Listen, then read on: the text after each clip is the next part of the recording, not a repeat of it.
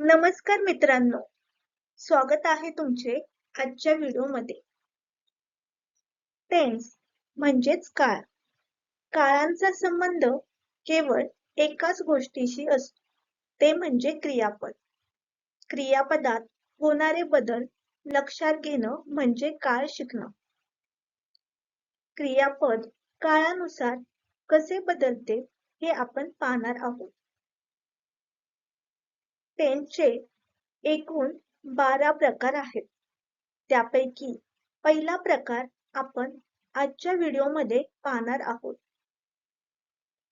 Simple present tense, साधा वर्तमान काळ.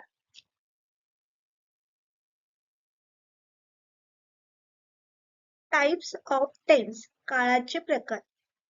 तर काळाचे मुख्य 3 प्रकार पडतात: पास्ट टेन्स, प्रेझेंट टेन्स आणि फ्युचर टेन्स. भूतकाळ, वर्तमान काळ आणि भविष्य काळ. ज्या घटना भूतकाळात घडलेल्या आहेत, आधीच घडलेल्या आहेत, घडून गेलेल्या आहेत, अशा घटनांचा समावेश आपण पास्ट टेन्स मध्ये करतो. ज्या घटना सध्या घडत आहेत, त्या घटनांचा समावेश आपण प्रेझेंट टेन्स मध्ये करतो. आणि ज्या घटना घडणार आहेत, पुढे घडणार आहेत, भविष्य काळात घडणार आहेत, अशा घटनांचा समावेश आपण फ्युचर टेन्स मध्ये करतो. या 3 काळाव्यतिरिक्त काळाचे काही उपप्रकार पडतात, सब टाइप ऑफ टेन्स. तर हे काळाचे उपप्रकार 4 आहेत: सिंपल टेन्स, प्रोग्रेसिव्ह टेन्स किंवा कंटिन्युअस टेन्स, परफेक्ट टेन्स आणि परफेक्ट प्रोग्रेसिव्ह टेन्स. साधा काळ, चालू काळ, पूर्ण काळ आणि पूर्ण चालू काळ. सिंपल टेन्स मध्ये ज्या काही नेहमीच्या क्रिया घडत असतात, त्या नेहमीच्या क्रिया या काळामध्ये व्यक्त होतात. चालू काळामध्ये म्हणजेच प्रोग्रेसिव्ह टेन्स मध्ये ज्या काही घटना घडत आहेत, सध्या घडत आहेत, त्या घटनांचा समावेश प्रोग्रेसिव्ह टेन्स मध्ये होतो. आणि ज्या घटना पूर्ण झालेल्या आहेत, नुकत्याच पूर्ण झालेल्या असलेल्या घटनांना परफेक्ट टेन्स मध्ये आपण त्यांचा समावेश करतो. आणि ज्या घटना पूर्ण होऊन पुन्हा सुरू झालेल्या आहेत,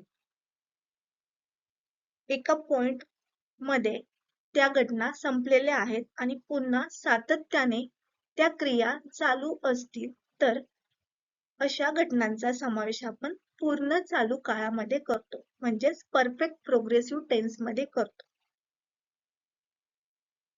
नेहमी घडणाऱ्या घटनांचा समावेश आपण सिंपल टेन्स मध्ये करतो. ज्या घटना चालू आहेत, क्रिया चालू आहे, अशा घटनांचा समावेश आपण प्रोग्रेसिव्ह टेन्स मध्ये करतो. ज्या घटना आत्ताच संपलेल्या आहेत, अशा घटनांचा समावेश आपण परफेक्ट टेन्स मध्ये करतो.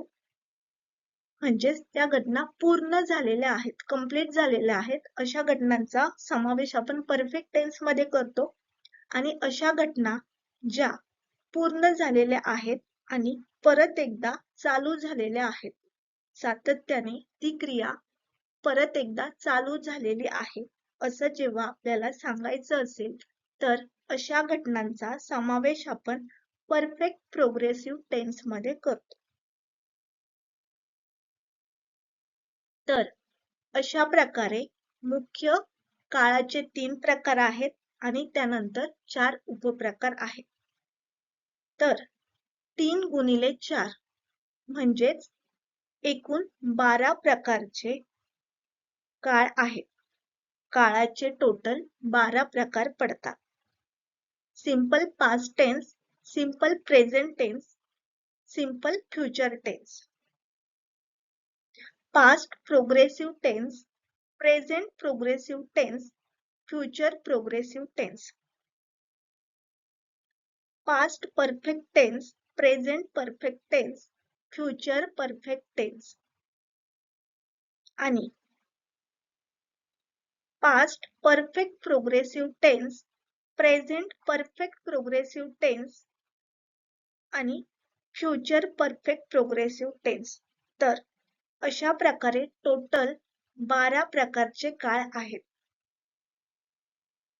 तर आपण एक एक प्रकार एका व्हिडिओमध्ये शिकणार आहोत.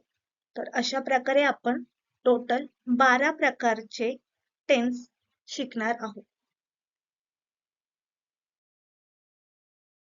सिंपल प्रेझेंट टेन्स, साधा वर्तमान काळ. तर सिंपल प्रेझेंट टेन्सचं स्ट्रक्चर आहे subject plus verb plus object. आपण काही सेंटेन्स पाहूया. तो आंबा खातो. He eats a mango. मी निबंध लिहितो. I write an essay. राज वर्तमानपत्र वाचतो. Raj reads the newspaper. ते पुण्यात राहतात. They live in Pune. पक्षी आकाशात उडतात. Birds fly in the sky.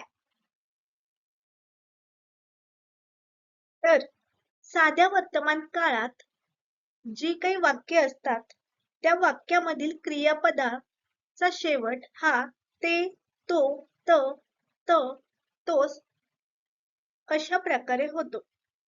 म्हणजेच खेळतो, बसतो, बसते, बसतात, लिहिते, वाचते, वाचतो, एक्सेट्रा. सिंपल प्रेझेंट मध्ये नेहमीच्या क्रिया व्यक्त होतात आणि याचं स्ट्रक्चर काय आहे? सब्जेक्ट प्लस वर्बचा पहिला फॉर्म, कर्ता प्लस क्रियापदाचे पहिले रूप.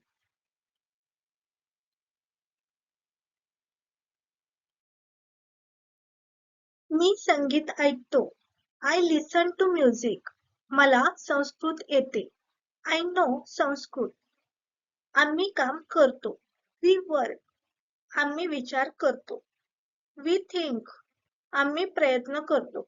We try. आम्ही अभ्यास करतो. We study. मुले अभ्यास करतात.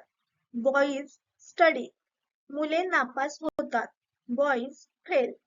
मी तुझे आभार मानतो. I thank you. तर या वाक्याच्या रचनेतून नेहमीच्या क्रिया व्यक्त होतात.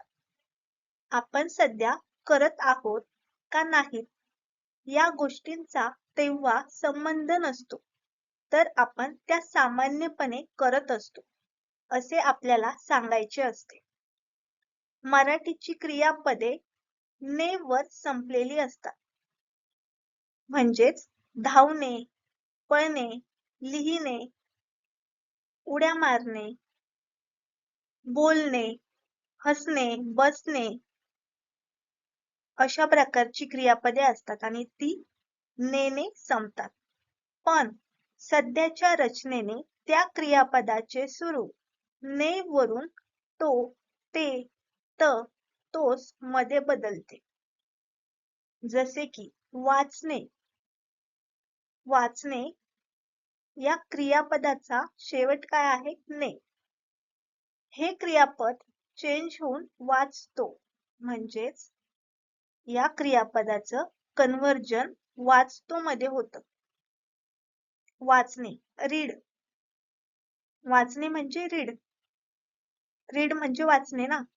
पण जेव्हा आपल्याला म्हणायचं असतं मी वाचतो, आय रीड. आय रीड म्हणजे सुद्धा मी वाचतो. म्हणजेच वाचतो साठी सुद्धा आपण रीड वापरलेला आहे. म्हणजे आपण वाचण्याचं रूपांतर वाचतो मध्ये करतो. मी वाचतो, आय रीड. बसणे. बसणे म्हणजे सिट. मी बसतो, आय सिट. म्हणजे बसण्याऐवजी आपण बसतो हा शब्द वापरलेला आहे. मी वाचतो, मी बसतो, मी काम करतो, मी उड्या मारतो, मी नाचतो, मी जेवण करतो. बरोबर? अशा प्रकारच्या सेंटेन्स मध्ये नेची जागा कोणी घेतली आहे?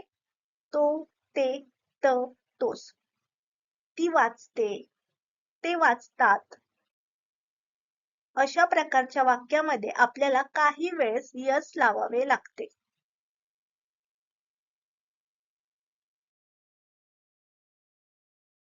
आय आणि यू. आय म्हणजे मी आणि यू म्हणजे तू किंवा तुम्ही. यांना सोडून बाकीच्या सर्व एकवचनी कर्त्यांना यस लावले जाते. आता आय म्हणजे मी. मी हे सिंगुलर सब्जेक्ट झाला. सिंगुलर प्रोनाउन झाला. यू म्हणजे तू.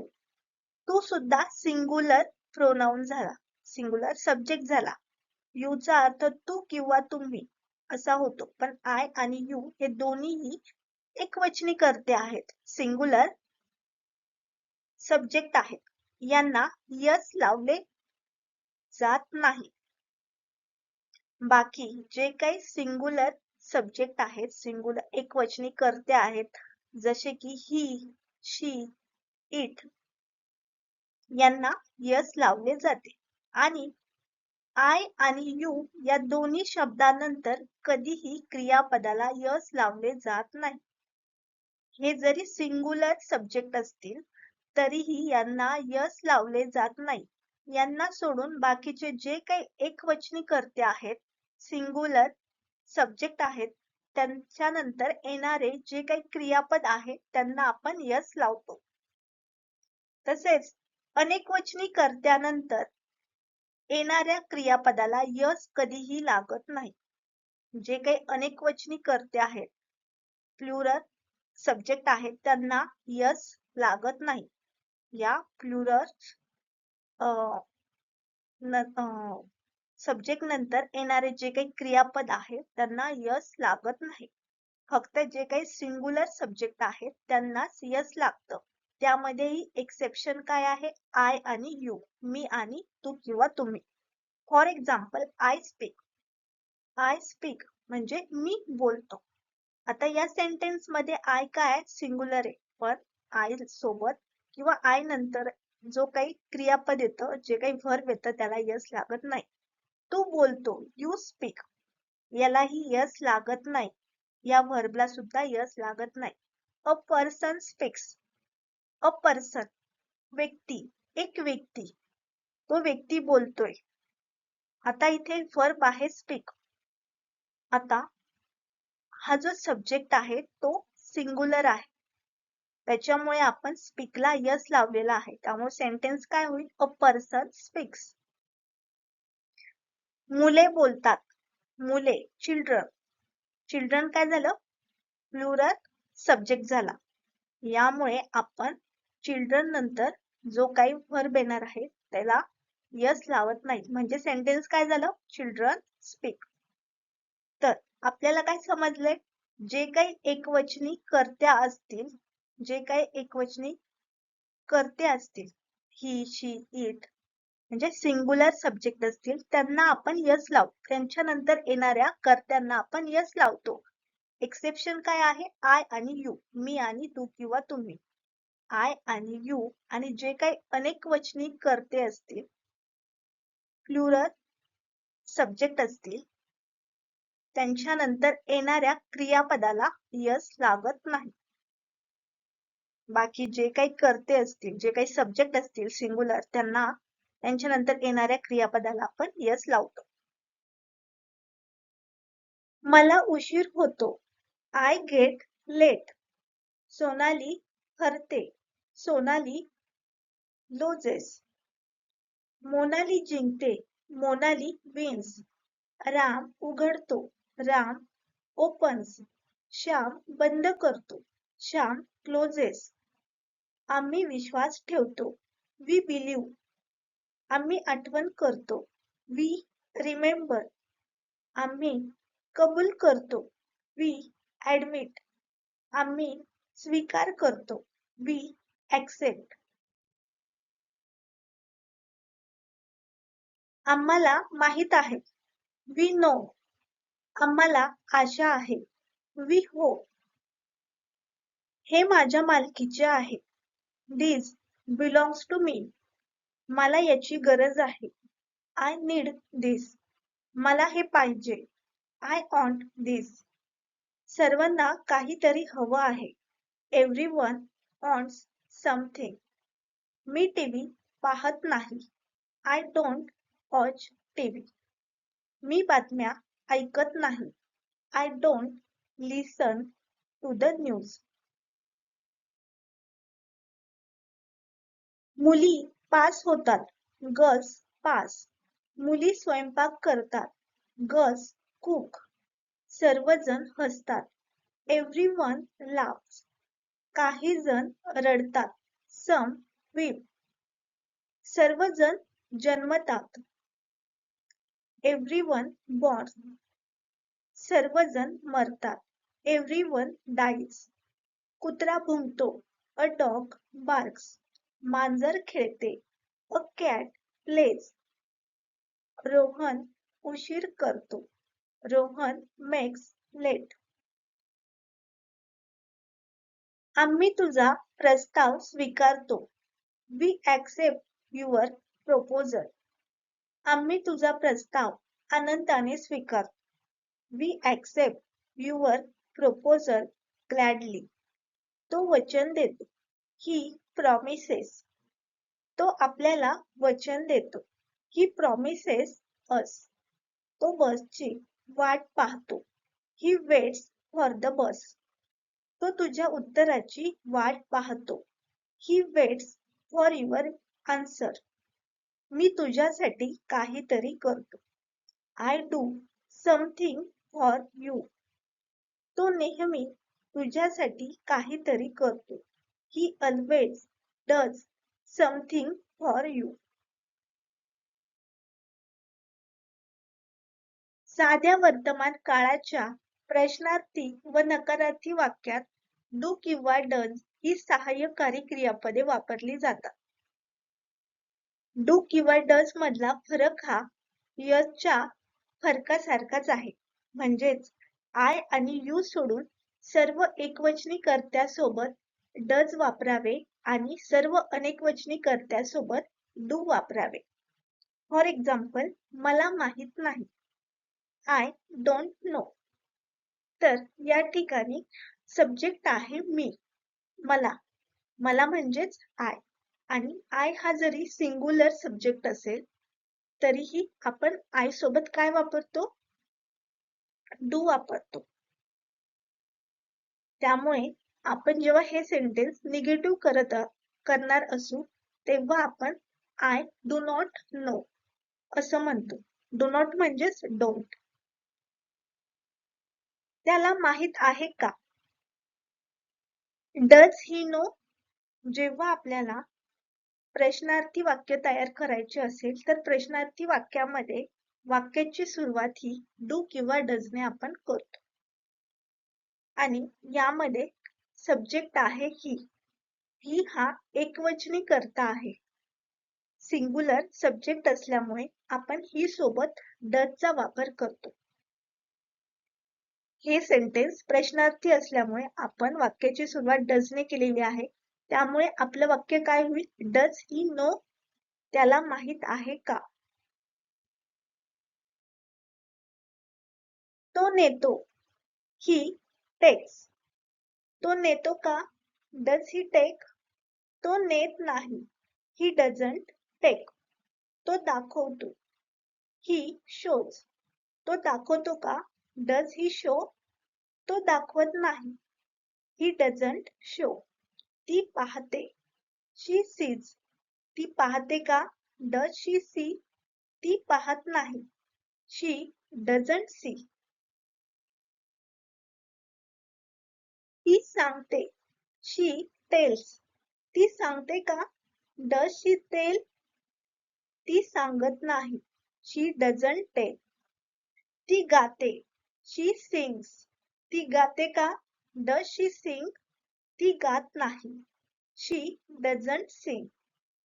ती नाचते. शी डान्सेस. ती नाचते का? Does she dance. ती नाचत नाही. She doesn't dance. ते शिकतात. ते शिकतात. They learn. ते शिकतात का? Do they learn. ते शिकत नाहीत. They don't learn. मी बोलतो. I speak. तू बोलतोस का? Do you speak? मी बोलत नाही. I don't speak. मी लिहितो. I write. तू लिहितोस का? Do you write? मी लिहित नाही. I don't write. मी ऐकतो. I listen. तू ऐकतोस का? Do you listen? मी ऐकत नाही. I do not listen. मी बसतो. I sit. तू बसतोस का? Do you sit? मी बसत नाही. I don't sit. मी झोपतो. I sleep. तू झोपतोस का? Do you sleep? मी झोपत नाही. I don't sleep. तो आणतो. He brings. तो आणतो का? Does he bring? तो आणत नाही. He doesn't bring. ते शिकवतात. They teach. ते शिकवतात का? Do they teach? ते शिकवत नाही. They don't teach. आम्ही बोलावतो. We call. आम्ही बोलावतो का? Do we call? आम्ही बोलावत नाही. We don't call. आम्ही पाठवतो. We send. आम्ही पाठवतो का? Do we send? आम्ही पाठवत नाही. We don't send. ट्रेन येते. The train comes. ट्रेन येते का? Does the train come? Train येत नाही. The train doesn't come. बस जाते. The bus goes. बस जाते का? Does the bus go? बस जात नाही. The bus doesn't go. आम्ही मदत करतो. We help. आम्ही मदत करतो का? Do we help? आम्ही मदत करत नाही. We don't help. क्लास सुरू होतो. The class starts. क्लास सुरू होतो का? Does the class start? Class सुरू होत नाही. The class doesn't start. Class संपतो. The class finishes. क्लास संपतो का? Does the class finish? Class संपत नाही. The class doesn't finish. बऱ्याच लोकांना इंग्रजी येते. Many people know English. तो एका ईश्वरावर विश्वास ठेवतो. He believes in one God. मी त्याची परवानगी घेत नाही. I don't take his permission. मी त्याच्याशी बोलत नाही. I don't talk to him. मी तुझ्याशी सहमत नाही.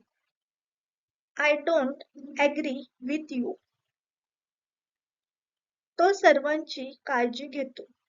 He takes care of everyone. तो तुझ्यावर रागवतो. He gets angry at you. मला असं वाटत नाही. I don't think so. तो चित्रपटांचा द्वेष करतो. He hates movies. आजच्या व्हिडिओमध्ये आपण सिंपल प्रेझेंट टेन्स साधा वर्तमान काळ पाहिला आहे.